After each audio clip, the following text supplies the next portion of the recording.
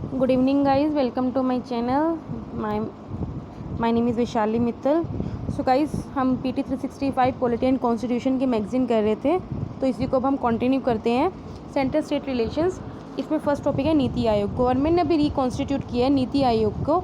इसमें राजीव कुमार को vice chairman बनाया गया है और होम मिनिस्टर को, दैट इज़ अमित शाह को, हमारे एक्स ऑफिसो मेंबर बनाया गया है। अब कुछ बैकग्राउंड देख लेते हैं क्या था। इनिशियली क्या हुआ था, 1950 में प्लानिंग कमीशन को सेटअप किया था, जो कि एक एजेंसी थी to direct investment activity in a country. जो भी कंट्री में इन्वेस्टमेंट एक्टिविटी हो रही है उसको वो देखती थी। फिर प्लानिंग कमीशन ऑफ इंडिया के दो काम थे मेनली। एक तो 5 ईयर प्लान को इम्प्लीमेंट करती थी और दूसरा वो प्रोवाइड करती थी फाइनेंस स्टेट को। फिर अब नीति आयोग को 2015 में कॉन्स्टिट्यूट किया गया। ये एक तरह का थिंक टैंक है गवर्नमेंट को और एक एडवाइजरी बॉडी है, और इसने प्लानिंग कमीशन को रिप्लेस कर दिया है। नीति आयोग का आपको फुल फॉर्म पता होना चाहिए, national institution for transforming India. Performance क्या है नीति आयोग के अभी तक, परफॉर्मेंस क्या है? अगर हम कुछ इनिशिएटिव या प्रोग्राम देखें जो इसने लॉन्च किया है वो आप देख लो। It measures performance and ranking states on outcomes in critical sector, sustainable action for transforming human capital, Ek Bharat Shreshtha Bharat, development support services to states for development of infrastructure, aspirational district programme to realise the vision of सबका साथ सबका विकास। इसने क्या किया, कुछ policies भी बनाई है जिससे एफिशिएंसी प्रोडक्टिव एफिशिएंसी बढ़ी है और लॉन्ग टर्म विज़न भी बढ़ा है। जैसे बैलेंस रीजनल डेवलपमेंट नीति फोरम बनाया नॉर्थ ईस्ट के लिए अलग से। हेल्थ एंड न्यूट्रिशन सेक्टर में देखा जाए तो इवॉल्व किया national nutrition strategy. Energy sector में देखा जाए तो नीति आयोग ने प्रिपेयर किया India's renewable energy road map 2030। इसने कुछ प्रमोट एंटरप्रेन्योरशिप और इनोवेशन इकोसिस्टम को भी प्रमोट किया है। सबसे पहले अटल इनोवेशन, जिसके तहत एस्टेब्लिश हुआ था Atal tinkering lab in improving the innovative ecosystem in India. Second, global entrepreneurship summit 2017, जिसमें women first prosperity of all ये को प्रमोट किया, वुमेन एंटरप्रेन्योरशिप प्लेटफॉर्म। तो ये बताया कि नीति आयोग ने अभी तक क्या क्या किया है इनोवेशन के सिस्टम में, क्या पॉलिसीज़ क्या इम्प्लीमेंट करी है, या फिर और मतलब जो भी आपने देखा है ये सब क्या किया है।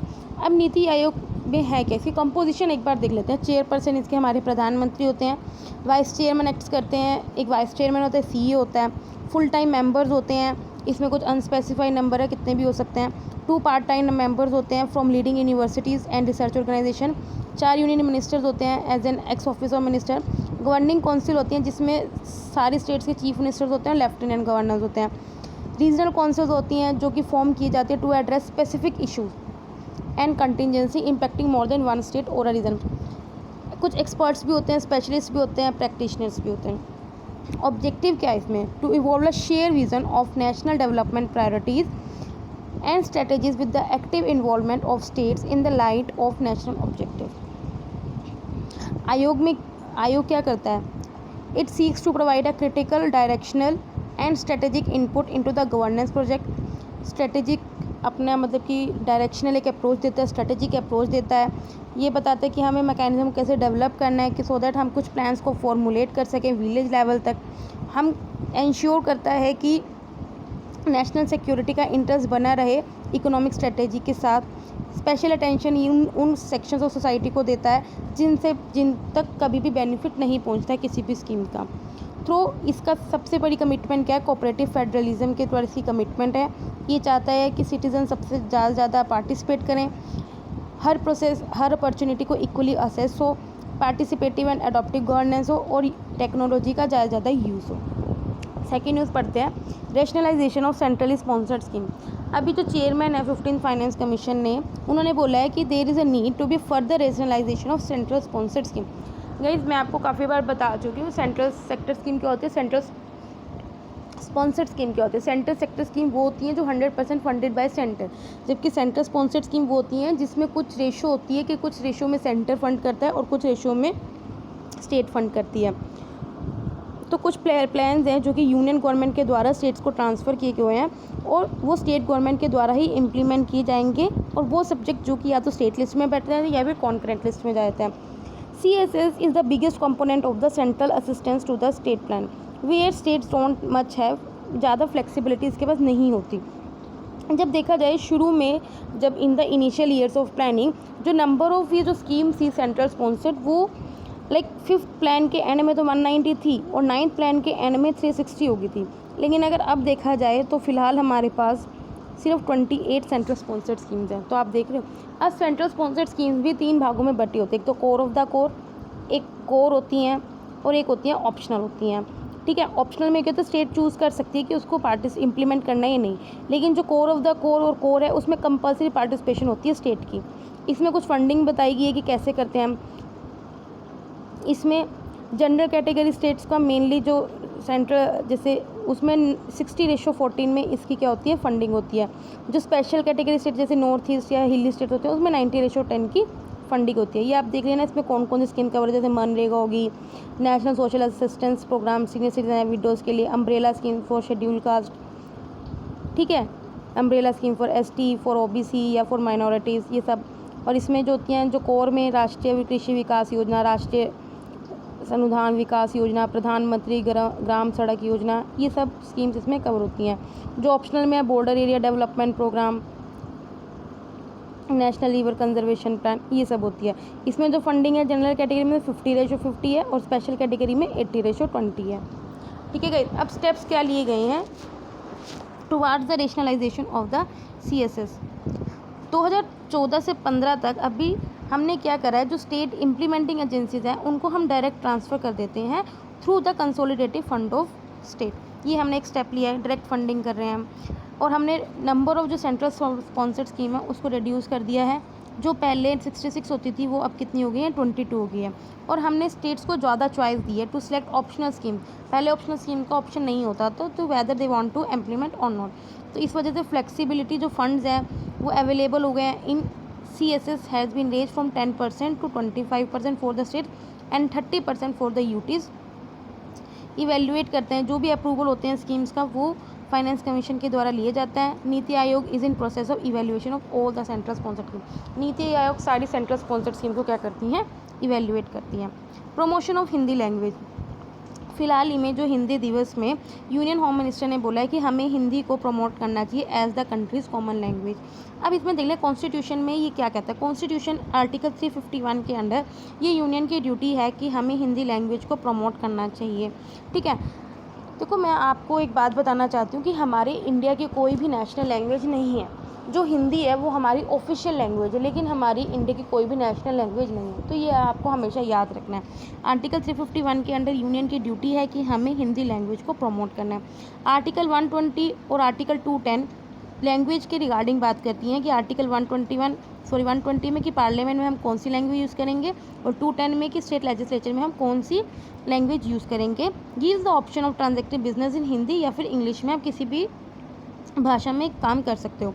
जो आर्टिकल 343 में है उसमें ये लिखा हुआ है कि जो हिंदी है जो कि देवनागरी स्पिरिट है वो हमारी क्या है, ऑफिशियल लैंग्वेज है। क्या है, ऑफिशियल लैंग्वेज है यूनियन की। और ये पावर देती है पार्लियामेंट को to decide by the law the language to be use for the official. और ऑफिशियल वर्क हमारा किस लैंग्वेज में हो वो पार्लियामेंट डिसाइड कर सकती है। ठीक है, आपने देखा होगा कुछ कोर्ट के काम वो आज भी हिंदी में होते हैं। आर्टिकल 344 प्रोवाइड करता है कॉन्स्टिट्यूशन को कि पार्लियामेंट्री कमेटी को कि every 10 years to recommend to the president regarding the progressive use of Hindi language for the official purpose of the union and restrictions on the use of English.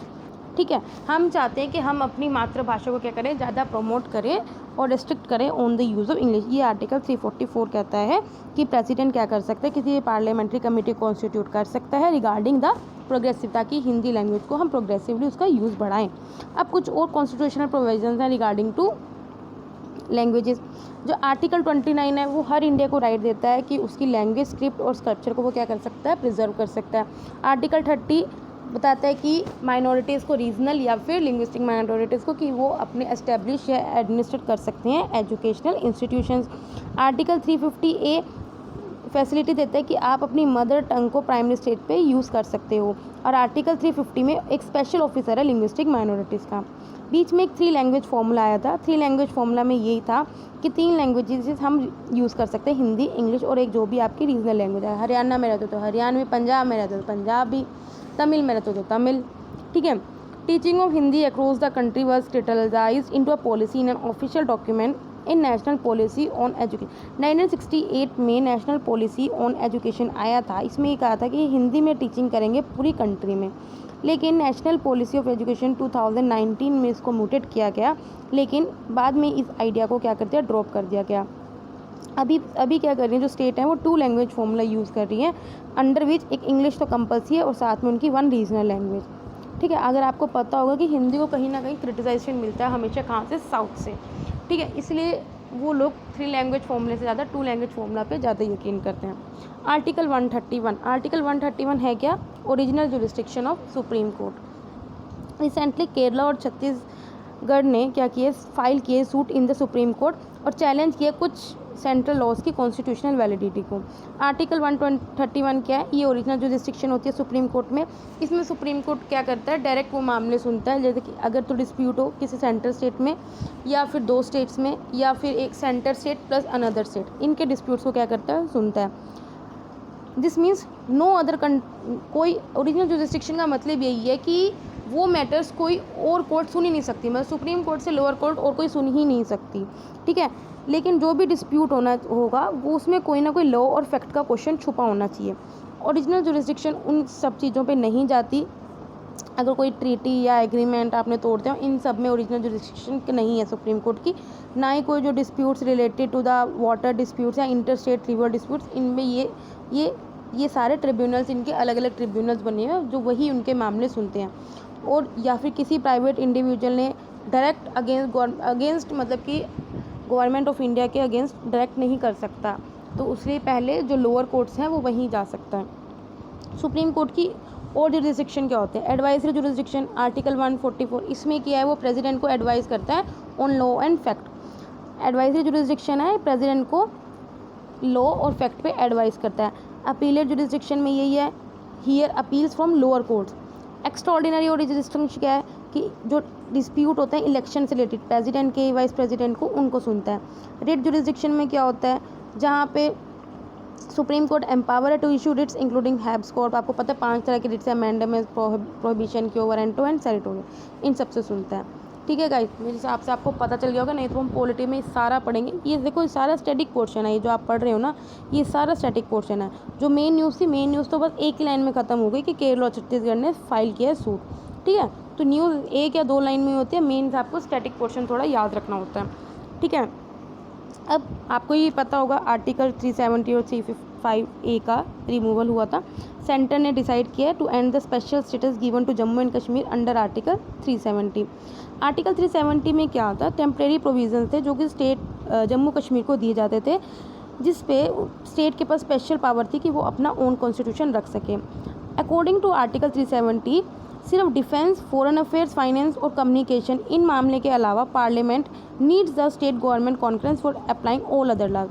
अगर इन मामलों के अलावा defence, foreign affairs, finance, communication, ये तो पूरा centre के हाथ में, लेकिन अगर इसके अलावा कोई और लॉ है तो पार्लियामेंट को पहले स्टेट गवर्नमेंट की परमिशन चाहिए किसी भी लॉ को जम्मू कश्मीर में अप्लाई करने के लिए।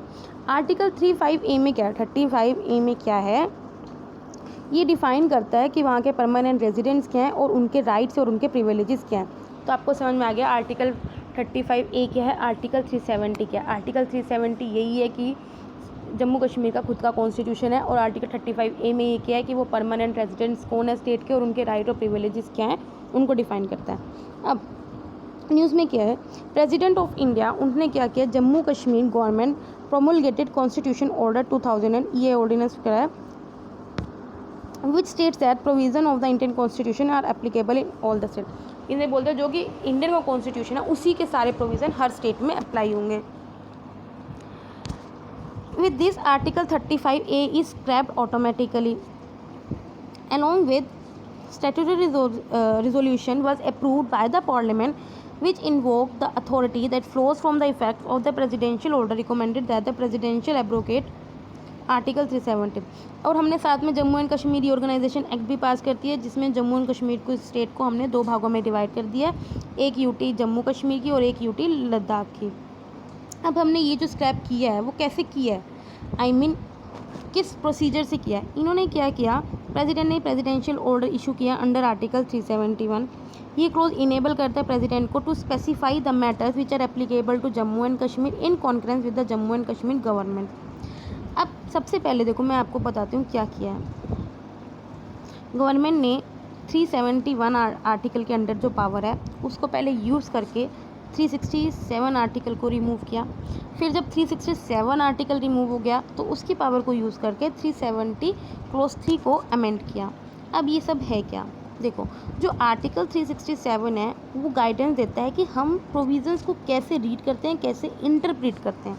क्या बोला है आर्टिकल 367 में, ये लिखा है, गाइडलाइंस दिए हैं कि हम प्रोविजंस को किस तरह से रीड करते हैं और किस तरह से इंटरप्रेट करते हैं। अब तो जो आर्टिकल 373 था उसमें क्या लिखा था, constituent assembly of the state, जिसको प्रेसिडेंट ने कैसे रीड किया, कैसे इंटरप्रेट किया, legislative assembly of the state. अब article 373 provided that the article 370 was to be amended by the conference of the constituent assembly. ठीक है, तो आपको इस समझ में आ गया किस तरह से आर्टिकल, सबसे पहले हमने आर्टिकल यूज़ किया 371 का, उसे यूज़ करके हमने आर्टिकल 367 को स्क्रैप कर दिया और उसके बाद हमने आर्टिकल 373 को अमेंड कर दिया। ठीक है गाइस, अब इसमें क्या क्या चेंजेस आएंगे। पहली बात तो इंडियन कॉन्स्टिट्यूशन ही जम्मू कश्मीर में चलेगा, कोई सेपरेट फ्लैग नहीं होगा। जो पहले जम्मू कश्मीर का असेंबली का टेनर 5 साल होता था, 6 साल होता था, अब वो भी 5 ईयर्स ही रहेगा। यहाँ पे जो रणबीर पैनल कोड अलग से चलता था अब उसको इंडियन पैनल कोड से रिप्लेस कर दिया जाएगा। जो आर्टिकल 356 है जो कि प्रेसिडेंट रूल है वो इस जम्मू कश्मीर की यूटी में अब क्या हुआ करेगा, एप्लीकेबल होगा। जो सेंट्रल क्वेटा लोग स्कूल कॉलेज में मिलता था वो अभी भी रहेगा। पीपल फ्रॉम अदर स्टेट्स में able to acquire property and residency rights. पहले क्या था, बाहर जो जम्मू कश्मीर के अलावा जो किसी और स्टेट में रहते हैं वो वहाँ की प्रॉपर्टी एक्वायर नहीं कर सकते थे, पर अब वो एक्वायर कर सकते हैं। RTI ऐप एप्लीकेबल रहेगा।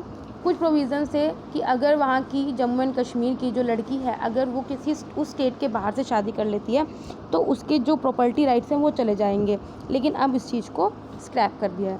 Certain provisions of the Jammu and Kashmir constitution which denied property rights to the native women who marry a person from outside the state में स्टैंड इनवैलिडेट, उसे इनवैलिडेट कर दें। एक और न्यूज़ देख लेते हैं ILP। मेरा मन तो था कि मैं आपको आज पूरा करा दूं, लेकिन फिर वीडियो लंबी हो जाएगी, फिर आप लोगों को बोरिंग लगेगा। Inner line permit, inner line permit क्या होता है देखते हैं। फिलहाल ये है कि मणिपुर ने लॉन्च किया है online portal for the travellers to seek inner line permit. जो कि एक इनर लाइन परमिट परमिशन चाहिए अगर आप कहाँ पे ट्रैवल कर रहे हो, मणिपुर में। ठीक है, मणिपुर में ट्रैवल करने के लिए आपको क्या चाहिए, एक ट्रैवल डॉक्यूमेंट। ILP क्या होता है, ट्रैवल डॉक्यूमेंट होता है जो अलाउ करता है इंडियन सिटीजन टू विजिट और stay in a state that is protected under the ILP system. See guys, आप किसी और देश में जाते हो तो आपको वीज़ा लेना पड़ता है, लेकिन इंडिया के कुछ स्टेट्स ऐसी हैं जिनको एक प्रोटेक्शन दिया गया है। इसलिए अगर आपने उस स्टेट्स में ट्रैवल करने जाना है या किसी भी काम से जाना है तो आपको पहले इनर लाइन परमिट लेना पड़ेगा। ठीक है, जो फॉरेनर्स होंगे, अगर आप तो इंडिया के ही हो तो आपको इनर लाइन परमिट चाहिए, लेकिन आप फॉरेनर वहाँ घूमने जा रहे हैं तो उनको प्रोटेक्टेड एरिया परमिट चाहिए to visit the tourist places. ठीक है, जो कि डिफरेंट है इनर लाइन परमिट से। ये अभी तक ये किस किस स्टेट्स में था, अरुणाचल प्रदेश, नागालैंड, मिज़ोरम, अब मणिपुर में भी आ गया है। ठीक है, तो पूछ सकते हैं कि किस किस स्टेट में इनर लाइन परमिट प्रिवेल कर रहा है। ठीक है, आपको 4 ऑप्शन दे देगा और कहीं ऐसा कर देगा कोई और स्टेट ऐड कर देगा और सारी नॉर्थ ईस्ट की स्टेट ही देगा। ठीक है, तो याद रखना पहली 4 स्टेट, अगर थोड़ा आप रखो थोड़ा ईस्ट का मैप देखो, अरुणाचल प्रदेश, नागालैंड, मणिपुर, मिज़ोरम, तो उससे आपको याद रहेगा कि पहले ऊपर की 4 स्टेट्स के पास इनर लाइन परमिट है। कोई भी इंडियन का सिटीज़न बिना परमिट से नहीं जा सकता वहाँ पे और ना ओवर स्टे कर सकता, मतलब कि आपको पहले डेट स्पेसिफाई करनी पड़ेगी, हाँ भाई मेरे को इस दिन से इस दिन तक जाना है। ये कंसेप्ट कब आया था, Bengal eastern frontier regulation act 1873 में आया था। ये रेगुलेशन ब्रिटिश ने ही फ्रेम की थी। वो एंट्री को रेस्ट्रिक्ट करते थे और आउटसाइडर्स के स्टे को रेगुलेट करते थे इन डेजिग्नेटेड एरिया। वो क्यों करते थे, वो खुद के इंटरेस्ट को साधने के लिए करते थे, कॉमर्शियल इंटरेस्ट के लिए, by preventing British subjects from trading within this region. 1950 में क्या हुआ, इंडियन गवर्नमेंट ने इसको रिप्लेस कर दिया ब्रिटिश सब्जेक्ट्स को विद सिटीजन ऑफ इंडिया। ये क्यों, मतलब हमने इनर लाइन परमिट है ये क्यों करी हुई है, it was to address local concerns about protecting the interest of the indigenous people from outsiders belonging to the other. ये हमने वहाँ के लोगों को के इंटरेस्ट को प्रोटेक्ट करने के लिए, क्योंकि देखो जो नॉर्थ ईस्ट के लोग हैं वो मेनली ट्राइबल पीपल हैं। ठीक है, और वो बहुत, उनका कल्चर उनका ट्रेडिशन बहुत अलग है। ठीक है, तो उन सबको प्रिजर्व करने के लिए ये सब चीज़ें की जाती है। जो ILP है वो स्टेट गवर्नमेंट ही इशू करती है गाइस, नोट दिस थिंग। कौन इशू करती है? State government. आपको यहाँ भी फंसाएगा UPSC। ये ऑब्टेन कैसे कर सकते हैं? या तो आप ऑनलाइन अप्लाई कर सकते हैं या फिजिकली वहाँ जाके ले सकते हैं। It states that dates of the travel, सब डेट ऑफ ट्रैवल उसमें स्पेसिफाई करना होगा, और स्टेट में आप कौन कौन सी एरिया में घूमने जा रहे हो वो भी स्पेसिफाई करना होगा। ठीक है गाइस, तो ये आज के लिए इतना रखते हैं। ठीक है, कल आते हैं, कल और बढ़ेंगे। वैसे तो मैं चाह रही थी इसको पूरा कंप्लीट कर दूँ, चलो कोई ना। Bye bye guys. अभी मैं आपके डेली करंट अफेयर्स की मैगजीन लाऊंगी, वो अभी तक अपलोड नहीं आया है, तो जैसे ही वो आएगी मैं उसी वक्त आपके लिए वीडियो बना के लेके आऊँगी। ठीक है, ओके गाइस, बाय बाय।